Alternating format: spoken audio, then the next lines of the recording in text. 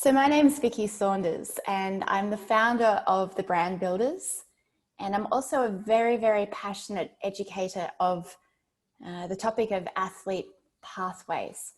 So this webinar series has been created for people who also educate and support and guide athletes in their journeys. So we've got coaches, we've got athletic directors, we've got practitioners, we've got all sorts of different people who work in the sports industry and are interested in and care about providing guidance and knowledge for athletes. So everything that you'll learn in this webinar, in the next 5 that we're doing, it's for you. It's about athletes, but it's for you. So it's information that's going to help you in your role, whatever that might be. And it's taken from many years of work that we've done in this space, but with a very strong focus on the future. And I guess some of the things that are happening in the world at the moment. So it's up to date and current, but it's got those many years of experience behind it. So today we are looking at sponsorship and endorsements. And we're going to be covering how your athletes can navigate these commercial opportunities in line with their personal brand and the organizations that they're part of. Before we continue, I'd like to acknowledge the traditional custodians of the lands on which we meet and pay my respects to their elders, past, present, and emerging. So we've got about 30 minutes of a presentation and then 15 minutes of Q&A. So we're going to be looking at what sponsorship is and endorsements and all that sort of space of commercial opportunities for athletes. We'll then talk about how athletes can navigate their sponsorship journey and the true value of sponsorship beyond the obvious, beyond just financial. And we're going to share some stories of athletes and sponsors who have got it right. They've got great relationships and they've approached it in a really positive way. And then after that, we switch from the presentation and you guys can be involved and ask all the questions that you like. In fact, what you can do at any point during the presentation is you can start typing your questions in. There's a Q&A button if you have a look on your menu, and you can just start adding your questions in. The wonderful Charlotte Woods is working with me today and will be sending questions through to me and making sure that I get to answer them for you. So about us, as I mentioned, we are a company called the Brand Builders. And we work with a whole range of different organizations and individuals. We work around the world, and some of our clients include professional sports clubs and leagues, amateur sports organizations such as Sport England, the US Olympic Committee, Canadian Sports Institute, many of the sports institutes around the world. And we also work with government departments quite a lot on projects relating to things such as sponsorship or brand, with a really strong community focus. We've also been lucky enough to work with a lot of businesses who invest in sport. So sponsors, organizations like Deloitte, ASICS, and Shimano Cycling. So I'm not name dropping to impress you. It's more about giving you that insight to, I guess, where we get our knowledge, where we get to stay up to date and current, and we get to sit on all sides of the table and see what's happening in business, what's happening in community, what's happening in the sports industry, and what's happening globally. Because I think we can all get quite insular, and it's not a judgment, it's just the reality of our lives. We're very focused on what's directly around us. And so to be able to have that broader perspective, I think is a really valuable asset.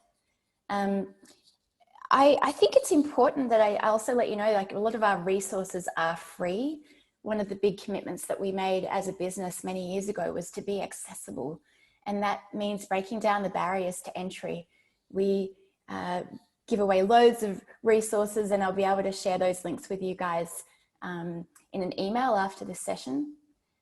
But I think what's most important, so who we've worked with, what we do, that's really important. But I think the real important thing is to know what we are, what we're about as people. And I think these words really sum us up as a business. Yes, we're strategic. We've got a very strong sense of commerciality, but it's underpinned by other stuff that I think is more important. You know, everything we do is heartfelt. We're guided by our values. We believe in the concept of abundance, and we live that and action that through everything that we do. And we share everything that we believe in with the people that we work with. And we want them to have this incredible journey, you know, alongside us, or as us supporting them. We're quite unique. We take a very holistic approach to everything that we do. And as I said, you know, those commercial outcomes, very important, but we've got to support it with substance. And so everything that we teach, everything that we'll share with you today is based on these foundations. So you'll see strategy, you'll see some pretty clever ideas, but it's also a bit touchy-feely because, you know, at the end of the day, this is people that we're dealing with, right? These are athletes and people who work in businesses that are going to be sponsoring them. So if we don't make it personal, then we're missing something very important. So before we go into the how, I just wanted to clarify, I guess, some of the terminology and some of the commercial opportunities that athletes are going to seek out or have presented to them. We're going to be looking today specifically at sponsorship and endorsements, but these categories of terminologies kind of represent the same thing. It's a relationship between a business and an athlete where there is an exchange of value or a perceived exchange of value. It could be financial, it could be time, it could be, you know, social media. There's so many different types of value that can be exchanged. And for the sake of simplicity, I'm just going to use the word sponsorship today, but take it to mean anything. It could be ambassadors, you know, an athlete who's been engaged by a business or a brand to represent them in a ambassadorial sense. It could be, you know, brand rep, which is I guess a fairly new term. It's when you see on, say, Instagram, it's, you know, the people who are maybe wearing all the sports gear or talking about particular products. So they're representing that brand. They're not necessarily in a really involved relationship with that business. It's somewhat superficial, typically, but, you know, there's still a value exchange and there's still value to be gained from athletes. And it also includes sponsored posts. You know, if a business decides to give an athlete some form of value in return for them doing a post or multiple posts on their social media, that's a relationship, that's an exchange of value, and it still falls under that sponsorship umbrella. So there's probably other terminologies as well that you've come across, but I think they're the main ones. But as I said, for the sake of simplicity, I'm going to say the word sponsorship today. So sponsorship, it is a part of, I guess, most athletes' journeys. It's something that they, some of them are fantastic at naturally. They've just got this natural ability to attract or seek out opportunities that are fantastic, and they have these great relationships and, you know, happy days. But it's such a small minority of athletes. For most of them, they know that there's a road ahead to pursue sponsorship, and that many of them get stuck at the starting blocks. They're held back by any number of reasons. They know that it's a journey. They know it's going to be an effort, but that's where their knowledge stops. And just on that, I want to say that while many athletes are really determined or even desperate to get sponsorship because they need it, for most athletes, going through the process is actually a really fantastic opportunity for them to gain some self-confidence, some self-awareness, some skills. Maybe they don't get sponsored initially. Maybe they don't end up actually approaching a sponsor, but all of the, I guess, the information and the activities that they've done along that journey is a really great form of self-development and professional development for them. The things that athletes will tell you are stopping them from getting sponsorship, the things that block that road, that they're not good enough at their sport, or they're not good enough yet, that it's difficult, there's not enough out there, it's too competitive, I'm not good enough, I'm not great on social media, I'm too old, I'm not famous, I'm non-binary, not enough followers, my sport's not on TV, I have a disability. And don't get me wrong, I know these reasons can feel very real. And I respect that some people do honestly believe that this is the reason that they can't get sponsored. And it may be that they've tried to get sponsored and they haven't, and they cite this reason as being the thing that's held them back. Perhaps they're shy. Perhaps they just have no idea how to start. They really want to, they're confident, but they've just got no idea what to do.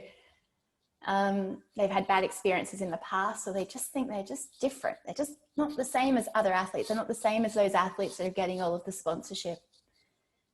While these might feel real, the reality is that for every athlete, there is a perfect sponsor, or more than one probably. The uniqueness of each athlete will become their value, and it will guide them towards the right opportunities and away from the wrong ones.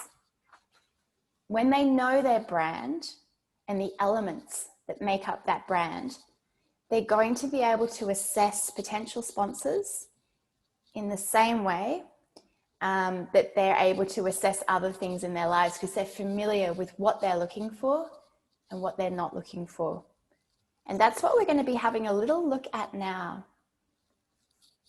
So the reality is, abundance surrounds every athlete. There are literally thousands, hundreds of thousands, millions of businesses who could be their sponsors.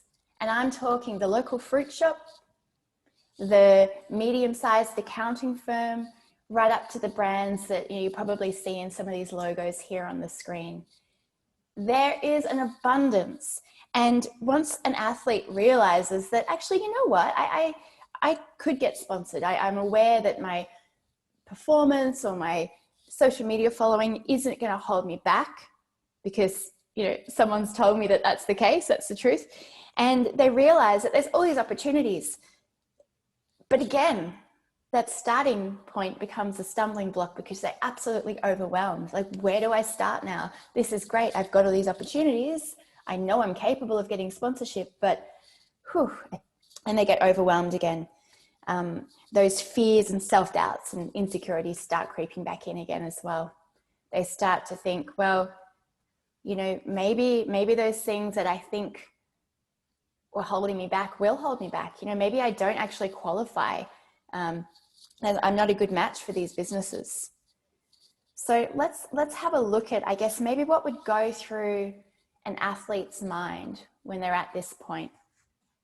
They start questioning themselves again, and they say things like, I'll take on the persona of an athlete to kind of make this feel real. So let's say I'm a female, that helps. I'm a female athlete, and I'm a strong believer in gender equity. So I couldn't possibly be sponsored by a business who doesn't value that as well.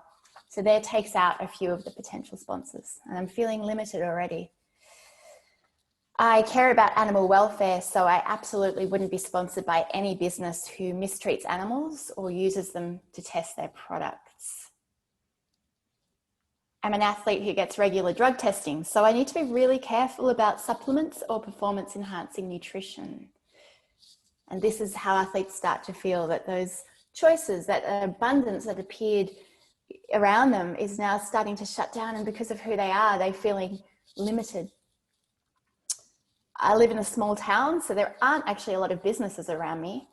And I've got really sensitive skin, so I can't use a lot of beauty products or skincare or sunscreen products or even laundry detergent because it irritates my skin. Excuse me. And then there they are again, stuck in the dark with no idea where to go. Feeling despondent and confused and lacking clarity and losing hope. And unfortunately, so many athletes, and this is, you know, through conversations that we've had over the years, this is the experience for so many athletes. It's, oh, it's too hard. Oh, okay, maybe I can do it. Oh, there's so many opportunities, but, you know, and it's this up and down emotional roller coaster. And by that point, they're already a little bit emotionally fatigued or stressed out, and they're not necessarily getting any guidance and support in this. So this sadly can be the stopping point for a lot of athletes. So here's the really cool bit. I'm going to tell you something that I think is a game changer. And these sessions, these webinars that we're doing, we're not going to get into the granular stuff. We're not going to get into the step-by-step, how do you do X, Y, Z. What I would love for everybody watching, everyone participating, is that you leave with a slightly shifted mindset, that you leave with a different way of looking at things, a different way of thinking. because that bigger picture stuff, rather than the granular step by step, that's going to be the game changer for you and your athletes. If you've got this bigger conceptual understanding of the topic, then it's going to naturally guide everything down at that more detailed level. So here's the game changer. All of the things that make your athletes uniquely them, their differences, their quirks, the things that they think hold them back, the things that limit them, that in their mind limits them, they're actually going to narrow down their focus. It's going to illuminate the pathway that they need to focus on when it comes to sponsorship and other things in their lives. It's going to reveal which direction to go in and provide focus and clarity, and eventually a lot of confidence in themselves that who they are, how they are, is absolutely perfect. So the things that I thought, I'm going to take on the athlete persona again, the things that I thought limited me will actually guide me towards the right businesses to approach for sponsorship. I'm a strong believer in gender equity, and I would love to be sponsored by a business who values and demonstrates that too. So I know about this ethical jewelry company. They source handmade jewelry from women around the world in challenging situations, and not only do they buy jewelry from them, but they teach those women how to be entrepreneurs, how to run a business, financial literacy, and they share those stories on their social media. And that's the kind of business that I'd like to be sponsored by. I care about animal welfare, so I could become an ambassador for an animal welfare charity. Now that's not necessarily, the value isn't necessarily financial, but being an ambassador for a charity, I might get to do some public speaking, raise my profile, raise awareness, be known for something positive. I get regular drug testing, so things like supplements and protein shakes, I really want to stick away from because I'm a bit nervous about that. So what I tend to do is make all of my own nutrition. I make a lot of snacks at home, and I use things from a whole foods store. So I think they'd be a really fantastic sponsor for me. And I could, share my recipes, share my training tips, things like that they could use in their own social media and communications. Maybe go into the store and actually do some cooking demonstrations. I am based in a small town, so I would love to work with a local business. Homeware retailer would be perfect. I could use their products in my kitchen while I'm using the products from the Whole Foods store. And it's a really nice way to be able to show what I do in a really natural way and represent that business in a way that's believable. I'm not just holding up a frying pan saying, hey, buy this. Because, we want this to be real. The more connected to an athlete's life and brand and the person that they are beyond just an athlete, the more effective those sponsorship relationships are going to be. They're believable and they're more likely to last over time because it's a real relationship based on substance. It's not just because they're performing well that season or because they've tapped a friend on the shoulder and asked for a favor. These are relationships of substance, and that makes them sustainable and probably a lot more enjoyable because the athletes just being themselves, they're not trying to be something else. So as I mentioned, I have sensitive skin, and so I've found this fantastic organic skincare range that I can approach for sponsorship, and they're an international brand. They sell online. It's perfect as an athlete. I travel all around the world, or I used to. And so there's a really nice synergy there. And being an athlete, you're forever washing your hair and showering. So you really need to be able to take care of your skin. So there's a good story there. There's a good reason for that sponsorship. Now, knowing that the athlete is more than just their sport, we look at other things such as their interests and their passions and their activities out of sport. Now, I love photography, so I thought being sponsored by an online photography equipment store would be a fantastic idea. Traveling, maybe I could go around to different animal welfare charities around the world and take photos of the fantastic work that they're doing and share that as almost like a photojournalism content piece for that photography store. And I think that's great because I'm not a professional photographer. It speaks to the market of amateur photographers. So it's a slightly different angle. Sponsorship these days is so much more about the person and less about the athlete, less about the performance. How fast did you run? Oh, you were too slow. We're not going to sponsor you next season.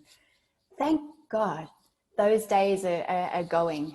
It's much more about the person, the uniqueness, the things that make them different. You know, we embrace that. We want to see real. We don't care so much about shiny, untouchable superstars. We want to see real people that we relate to.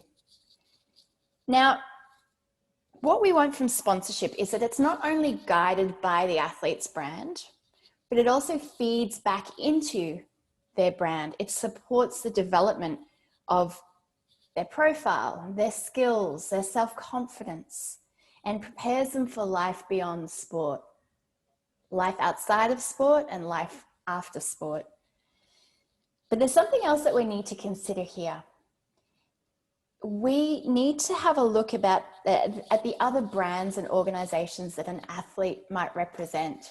So while these sponsors are perfect for this athlete, if that athlete represents, let's say, Hockey Australia. So let's say I'm a hockey athlete and I play hockey for Australia, and we are sponsored by a grocery store, let's say by Woolworths. There would be a conflict most likely with me as an individual athlete being sponsored by a Whole Foods store. You know, it's too similar, it's in the same category. So I might not be able to take that sponsor on. There may be ways around it, but the cleaner that we can make that, the more clarity that we can give athletes about what they can and can't be sponsored by, it's really important. So that's a conflict in that category is already taken up. You know, you're representing an organization and they've got that type of sponsor.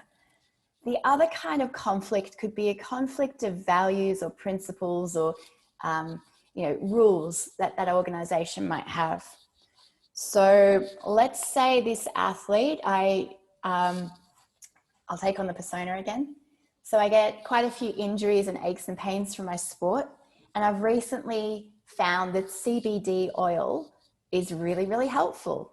And I would love to be sponsored by a CBD oil retailer. I believe in the product.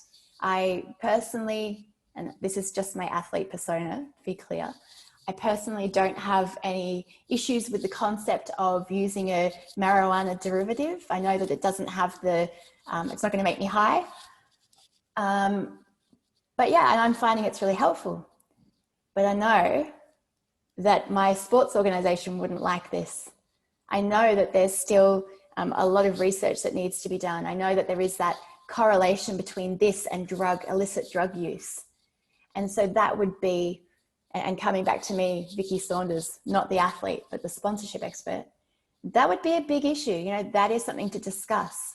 That's something that athletes would definitely need to discuss with someone knowledgeable within the sports organizations they represent, because it could cause a heap of problems if they don't, if they went out and got sponsored by that and it was in conflict. You know, it could really backfire. So we could go into the legalities. You could do hours of webinars on the legalities. We won't. I just wanted to flag that as a concept. So the athlete needs to consider their own brand, but also the other brands that they represent. Now, the bigger picture with sponsorship, with athletes, you know, they typically very focused on their performance, depending on whether they're an athlete who's gone straight into playing professional sport after high school. They may be at college, they may be working, but also part of a sports institute. In Australia and England, scholarships aren't such a huge part of sport. You know, you don't really get to go to college on a big scholarship. It's usually only the very top 2 or 3 that get full funding. But the focus for most athletes that we'll be, you know, working with is their performance. It's their sport, it's their training, it's their competing. For some, it's also their professional development, which can be their career, education, getting certain qualifications and skills, you know, all around their employment. And it could also be being an entrepreneur or starting their own business. There's their personal pathway, you know, them as individuals, their friendships, their relationships, the things that they enjoy, such as, you know, yoga or travel. And then there's their passion, which may or may not be their sport. they may have a real passion for art, but because of their focus on their performance, they don't do that art. So that part of their brand, that aspect of themselves is not being nurtured or developed. It's being put on hold. And perhaps they're putting on hold some of the other aspects of of themselves. Maybe their personal relationships are being put on hold or, reduced. Maybe their relationship with themselves is not being developed. Maybe they don't have time for self-reflection or development. And maybe they're so focused on their sport that education or career development is something for the future. They'll deal with that later. They might make some little inroads along the way, but really their focus is on their sport. And I do understand that, but there is a bit of a risk with that. The reality is performance declines over time for whatever reason, injury, age, they got, lack of performance, they get dropped off the team. For most athletes, that end can be pretty sudden and quite devastating. One of the reasons that we really started focusing on athlete brand as a concept is we heard about an athlete in the States who ended his life after he ended sport. Now that's the most extreme and heartbreaking example of, I guess, why it's so important that an athlete knows themselves and has other things happening in their life other than sport, that they don't lose their identity and sense of self or sense of self-worth the moment that their career in sport ends.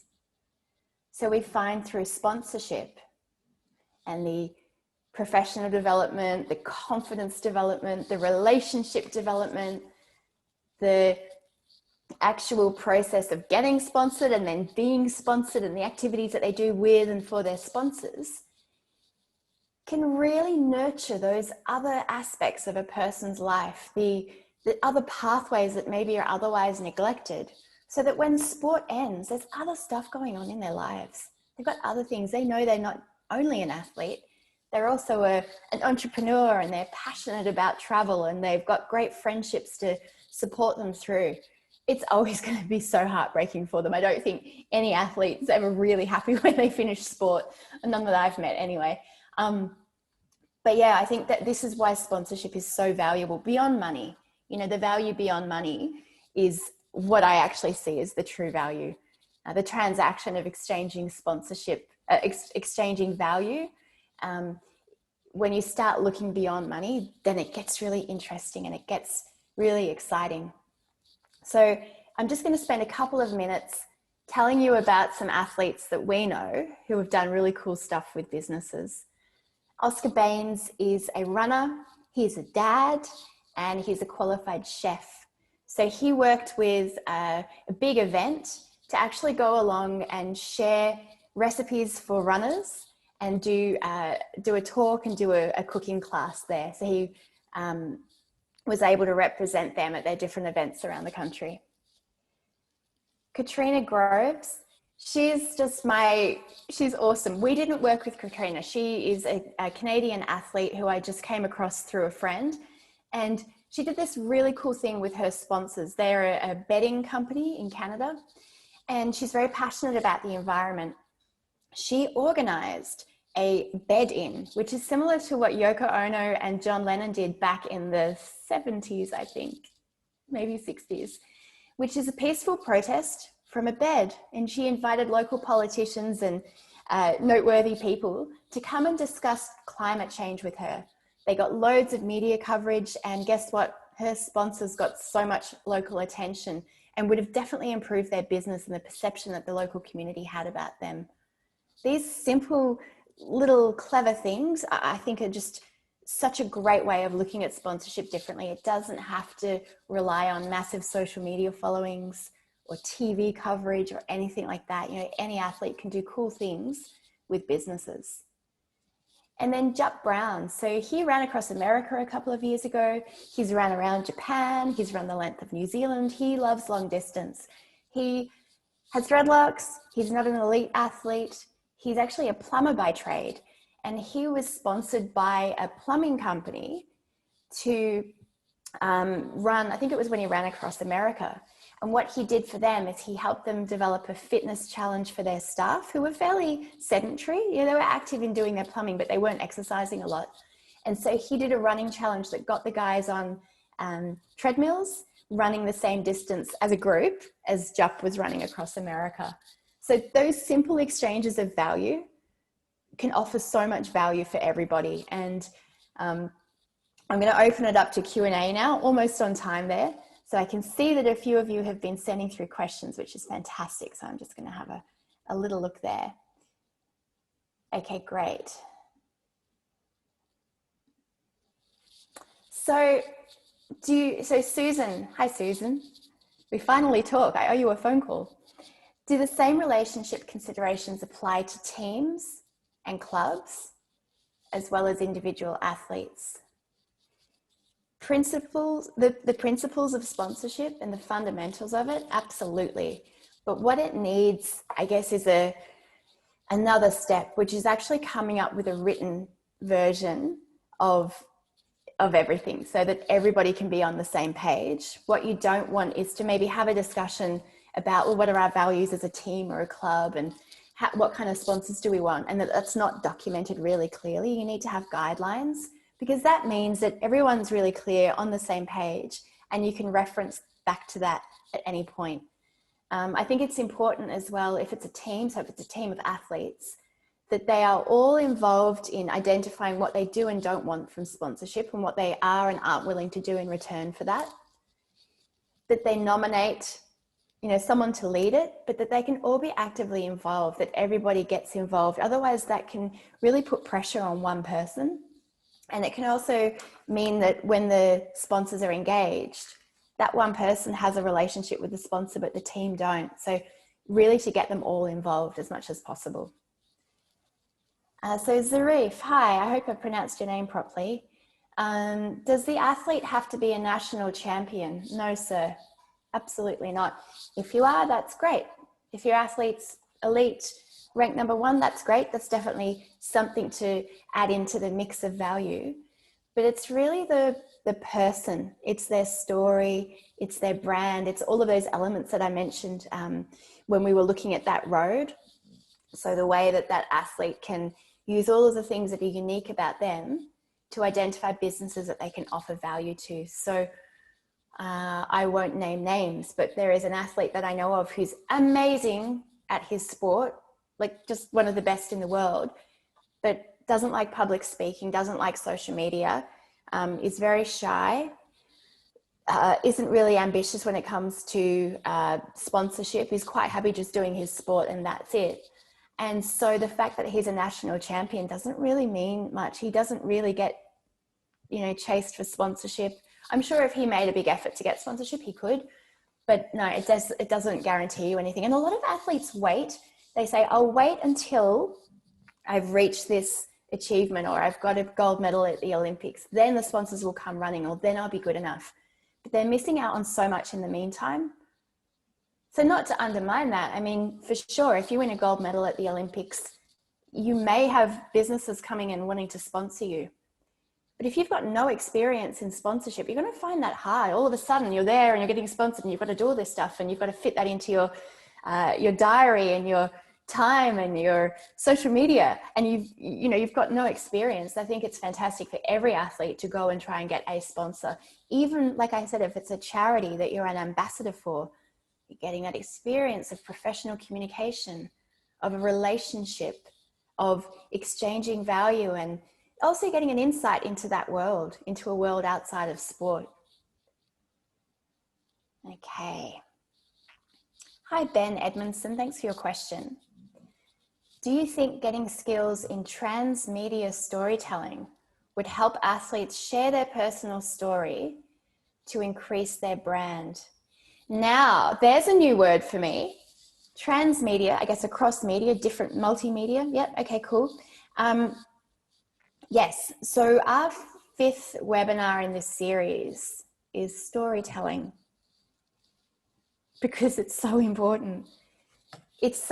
Storytelling is something that we have seen athletes really grab onto and benefit from learning as a skill, because they're able to communicate purposefully, strategically, authentically. They're able to communicate their values or their message or their brand in the right way at the right time. And sharing their personal story, absolutely. But, you know, we always say you should never do therapy from the floor. You should never, you know, as a person, share everything that's going on before you've processed it. So part of true storytelling is not just, hey, here's everything that's going on and here's all my personal stuff, like me, and, you know, because I'm vulnerable and I'm open. You know, it's around them being able to identify their story and the different parts of it, and then choosing when it's appropriate and what's appropriate to share, what they're comfortable sharing, because being vulnerable, being real, it's so important. But if that athlete ends up sharing something that they really wish they hadn't, that can have flow-on effects as well. But yeah, storytelling all the way. And we've actually got an amazing presenter, Chantel Thompson. She's an Indigenous woman and a world champion jiu-jitsu athlete. She's going to be sharing on her ancient culture of storytelling as an Aboriginal Australian. It's just, yeah, we're so blessed to have her sharing that. So stick around. It's in I guess 8 weeks. Yeah. Thanks for that, Ben. And Kunal, how do you educate young athletes to choose the right brands instead of the ones that offer the most money, as funding for a young athlete is really important? And how do you balance this as a consultant? Okay, so 2 questions there. And first, I think the one to clear up really quickly is, as a consultant, we never really work one-on-one with athletes. We work with groups. So we're never really, I guess, we guide and we mentor. We do one-on-one mentoring with individual athletes as part of groups, but we're not necessarily there holding their hand. So we can't tell them to not go for a sponsor. We can give them advice. And I guess that's the first part of your question. When an athlete is thinking about getting sponsored, the first thing they need to do is groundwork. They need to prepare by identifying their brand and the brands that they represent. So the elements of what makes them who they are. And part of that is their values. So let's say, you know, honesty, ambition, kindness, those kind of things. And they also want to be clear on what the values and the guidelines from the organizations they represent are. So rather than that being limiting, again, it can be empowering. So it can guide them away from the wrong opportunities and guide them towards the right ones. And I always like to say to an athlete that, and it's general actually, it's not just to athletes and sponsorship, but if you try to hold on to the opportunities that are wrong, they might offer immediate value. They might offer lots of money, which is really tempting. It's hard to say no. But if you grab hold of opportunities that you know are wrong for you, there's a whole heap of bad things that can happen. You're holding on to this thing that you really, really want, and it's stopping you from grabbing onto things, being open to things that are actually right for you and maybe more beneficial in the long run. If you're holding on to something that's wrong for you, other people are going to see that, and it could tarnish your brand. Let's say as an athlete, you do something now for the money, but then because of that, you've tarnished your brand. You've made it look like you'll just do whatever for money. Maybe your values have been conflicted. You've done something that's actually not in line with the person that you really are.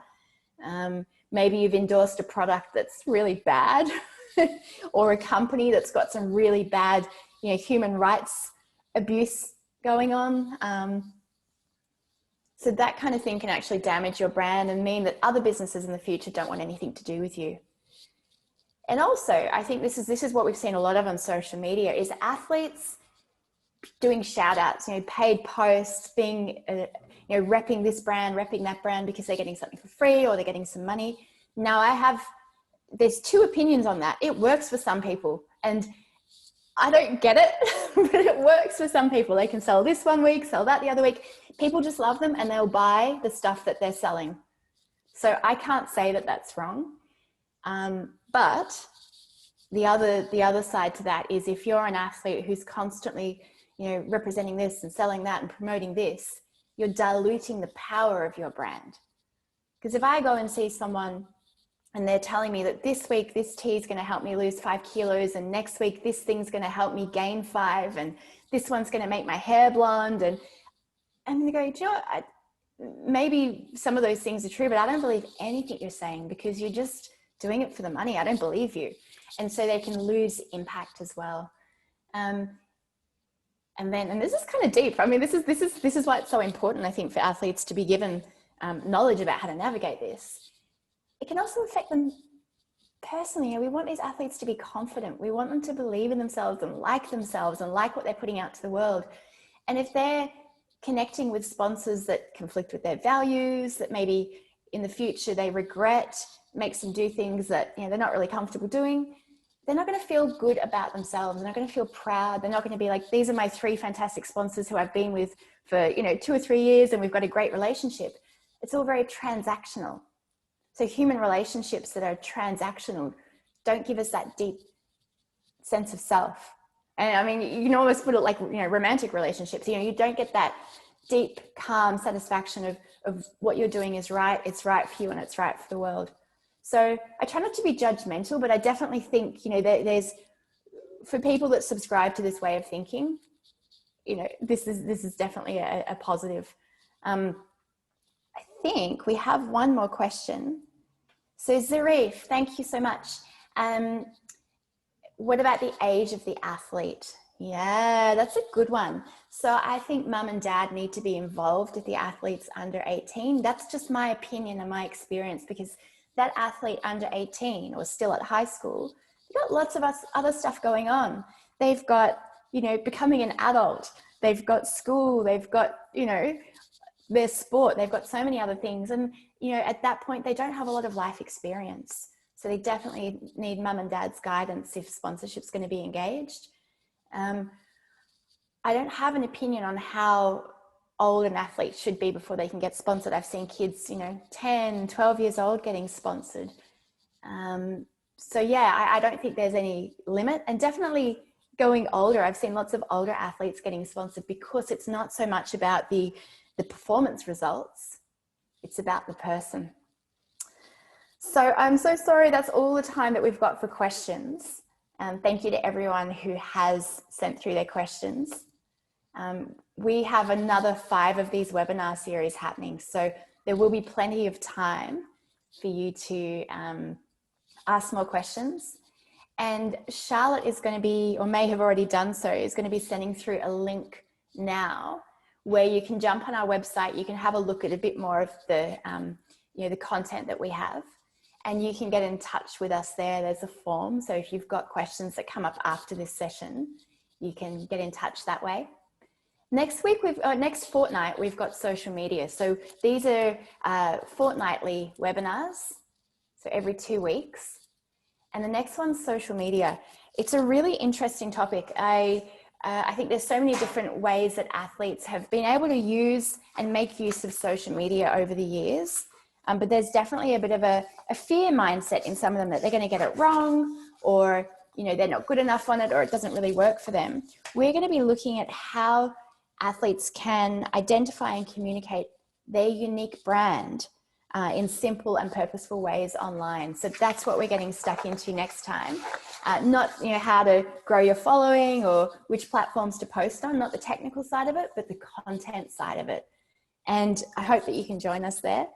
Thank you so much for joining and for allowing us to share knowledge and ideas with people all around the world who I know are contributing to the lives and journeys of athletes. So thank you for the work that you're doing, and thank you for allowing us to be part of it. I'm incredibly grateful. Have a lovely day, and we'll see you soon. Bye.